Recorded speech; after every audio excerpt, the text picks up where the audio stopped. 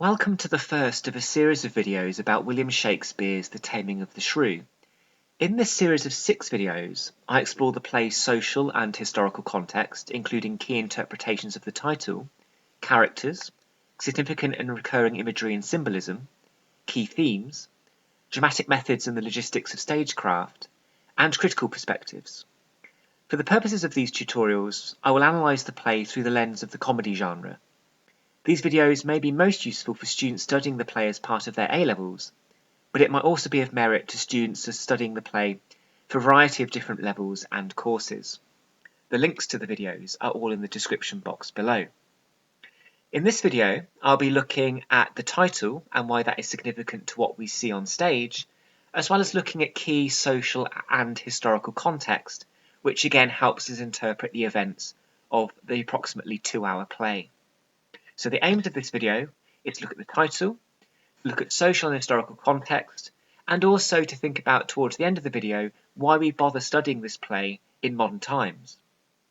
A reminder of those students that are watching this video studying the play for their A-levels, remember that context is just another interpretive tool.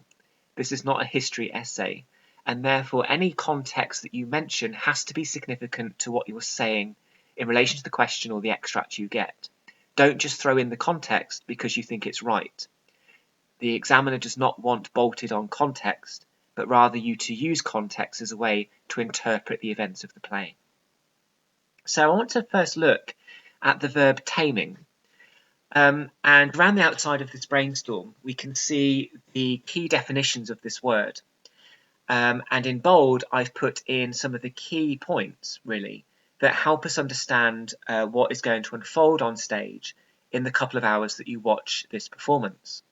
So to tame something usually refer to animals, and this is why the play, of course, has a lot of animal imagery in it, such as falconry and hunts dogs. To tame something, such as an animal, means to domesticate it, to train it to conform to the behavioural standards that we expect. In so doing, we make something, such as an animal, less powerful and dangerous and easier to control. We subdue it, in a way. We take away its wild spirit.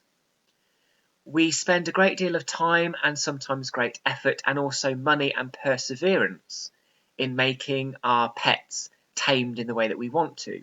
So we cultivate them. But a farmer might also talk about a field of tamed wheat, for example. Again, something that happens because of great effort on the part of somebody else. And what links all of these connotations and definitions together, of course, is the fact that something is being changed, something is being transformed, arguably for the better. Of course, the title of the play is not necessarily realistic in terms of the actual events of the play. This is not a play about taming a rodent, for example. This is a play about taming women, and Catherine Minola in specifically. So the title of the play is also somewhat at odds with what the play is actually about.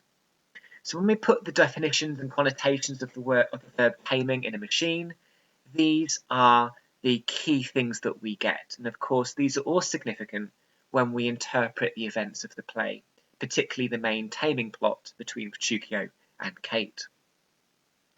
If we look at the connotations of the noun shrew, a shrew is a small mouse-like rodent, looks a bit like a field mouse with this long snout. And the connotations, of course, of this animal is something that's small and meek and mild, vulnerable, unimposing, powerless and voiceless. If you think about it, the title of the play is a bit absurd, because why would you need to tame an animal of this size? We're hardly talking here about a tiger or a panther or something predatory. We're talking here about a very small rodent. So the title is in itself, in the literal sense, quite ridiculous. However, the title is not as ridiculous if we go back to, a few centuries to the original meaning of this word, when this word was used to describe behaviour and women. So the word shrew, of course, is where we get the adjective shrewish from, meaning loud, crude, gossipy, argumentative and assertive. And this adjective would have been used a lot to describe women who fulfilled these characteristics in Elizabethan and Jacobean England. Therefore, shrew was a derogatory term for a bad-tempered woman, and this was a punishable offence, as I'll explain a bit later. So this is the actual, perhaps, meaning of the play's title. It has nothing to do with mice or rodents. It has everything, though, to do with gender politics and the relationship that a man and a patriarchy has with women. When we look at the grammatical function of the title, we notice that the title is written in the active voice because the object follows the subject. So the subject is taming, it's the verb, the act of taming, and that's what the play is essentially about. Shrew is relegated to the object position. This is what is being tamed, and it's a concrete noun. So the subject is being performed on the object, making it an active title, and a title in the active voice. What this tells us that this isn't a play about a shrew necessarily. This is a play about the taming of a shrew, or the taming or cultivation or domestication of an unruly, disobedient woman. So based on the title, think about whose perspective we, in the modern era, or audiences in the past, whose perspective we see the events of the play from, and has this changed over time? And I also think it's quite interesting to think about alternative names that the play could have been called. The play features a lot of disguise, it features a lot of farce, it features a lot of cross-dressing, and it also features marriage as an integral theme. Yet none of these words are in the title. And it's interesting, I think, to think about why that is. Why, for example, did not Shakespeare include the word marriage in the title? Why did he name the play this? So I think that's also interesting and significant when we analyse the play in its form on stage. If we're going to understand the play and see the play as part of a wider context of the time, which might be at odds with our modern sensibilities and our modern ideas of men and women, then we have to look at what life was like back in the late 1500s in terms of what Shakespeare was using as inspiration. So as we've said, shrew and scold were derogatory terms for a woman with a sharp tongue and outspoken nature, a disrespectful, loud gossip. And this links very closely to folklore, such as witchcraft and links with the devil. There was something very sinister seen regarding women who were outspoken and single, very akin to being described as being a witch. And a lot of the men in this play, of course, are terrified of Kate, particularly in the beginning, and that only elevates Petruchio's own sense of heroicism, because he is the man that goes where no man has gone before in terms of taming her. A woman's societal role was to show love, fair looks and true obedience, which is an actual quote from the play, and they were doing that to men. Women were the property of a man and enhanced his status, and men had an obligation to make sure their wives remained obedient. The Elizabethan Church supported all attempts by men to tame their wives. Men were legally allowed to punish their shrewish wives. Pamphlets were in fact written telling men how to tame their unruly wives. So it was a common idea. In the world of the play, the eldest daughters married before the younger daughters, so Kate has to marry before Bianca, and this is the same as what would have happened for real in the actual society of the time. A shrewish wife's punishment was often a public affair, with humiliation, scolding, the stocks, decapitation, being sat backwards on a horse and being paraded through the streets, all wearing a scold's bridle, which I will show you in the next slide. So it was a humiliating thing to be called a shrew, and men would often put great effort into publicly humiliating women of that calibre. So despite the country having a queen as a monarch in Elizabeth I, society was highly patriarchal.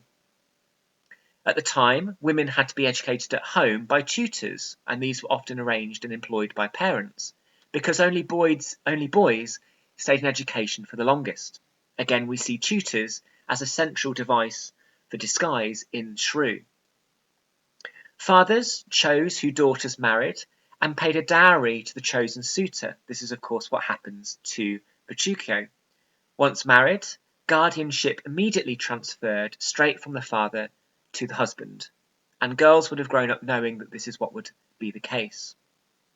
So at the time Shrew was published, around 1592 and beginning to be performed for the first time on stage, there were many taming plays that existed, containing what we would now call domestic violence. However, Shakespeare stays clear of violence in this play and chooses farce, wordplay, and a battle of wits rather than fists and bloodshed. So compared to his contemporaries, Shakespeare's version is incredibly mellow. So all of those are just some of the significant aspects of the society of the time, which are significant to our interpretations of the play. This is what a scold's bridle looked like. You can see that it's a metal cage which was placed over the face of the woman, and there was also a metal rod that went into her mouth which suppressed the tongue. And you can imagine being paraded through the streets like this, how people would point and laugh at the woman because she just happened to be outspoken, probably to a male in her life. There are many videos and information on YouTube about the scold's bridle, so I would encourage you to look at those if you want more information about it. So the final thing that I just want to go through in this video is, why do we study Shrew today? We're looking at these pictures now, and this looks terribly old-fashioned, of course. Society has moved on a great deal, thank goodness, in the last 500 years or so, and it will continue to move on as we progress into the future as well. So what is the relevance of this text? Why do we still study it today? And why does it still get performed a lot, for example, by the Globe and the RSC, the Royal Shakespeare Company? Well, I want to show you a poster from the 1950s from Washington, D.C. in the United States, a real poster all about training your wife. And you can see here that I've put the bullet points in a slightly larger font to the left-hand side. Of course, this poster is showing a wife who's also wearing no clothes except her apron, being a waitress to her husband who's laying down in a very casual way. And you can see that some of the language suggests that this woman is almost being spoken about as if she is a dog. Fetch your slippers and pipe, as if she's fetching a newspaper from the front door. Serve you ice cold beer and snacks. Massage your feet. Answer yes dear to any and all requests. Greet you at the door wearing nothing but cellophane wrap, and so on.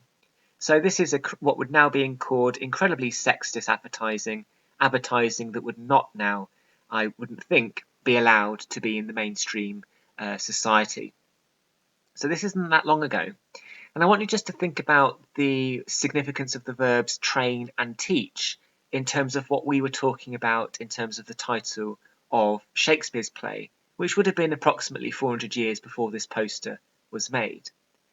So what we're seeing here is evidence that these themes and the interplay and dynamic between men and women, particularly husbands and wives, is still significant in society. The final thing I want to show you is something that I actually saw for real in a bookshop the other day, just before luckily I made this video, and it was this small book called How to Be a Good Wife. I then went on Amazon and I had a look at some of the reviews, and these are just some of them. You can see that it got quite good reviews.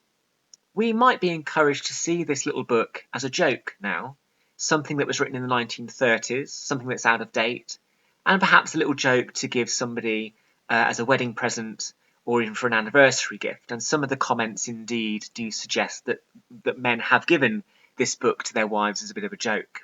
However, some of these comments struck me as very interesting. For example, the review at the top says this was a superb little book. It's finally got the missus in track and obeying rules. The second reviewer says, what a brilliant book. Every home should have one. A must for every wife, especially these days. And then the review next, third one down, says this book should be taken very seriously because it contains superbly important and accurate advice. Don't get fooled by the people that say this book is a joke or is outdated. This couldn't be more updated for a successful marriage. So that reviewer clearly thinks that this is still relevant in modern times. And the final review, entitled Handy Advice to Make a Man Happy, written in 2016, says that he thinks this is a superb book and is packed with advice that every good wife or partner should follow to the letter to ensure a happy home. Unfortunately, he says, so far his wife hasn't read it, which is a shame, but I'm confident when she does, she will follow all the tips. Who knows? Maybe she now has. Or maybe they've got a divorce. So, just interesting again, if we're answering the question, why is the Taming of the Shrew relevant to modern society? Again, we can still see this evidence of, again, the dynamics between men and women upon marriage and what a woman becomes once she marries. And of course, this is followed through in terms of Henrik Ibsen's A Doll's House, again about marriage and a woman's identity within that marriage. And that is exactly what Shakespeare is also analysing in his play. So that concludes this video. Remember that this is part of a series of 6 videos about the Taming of the Shrew. All of the links for the other videos are in the description box. And thank you very much for watching.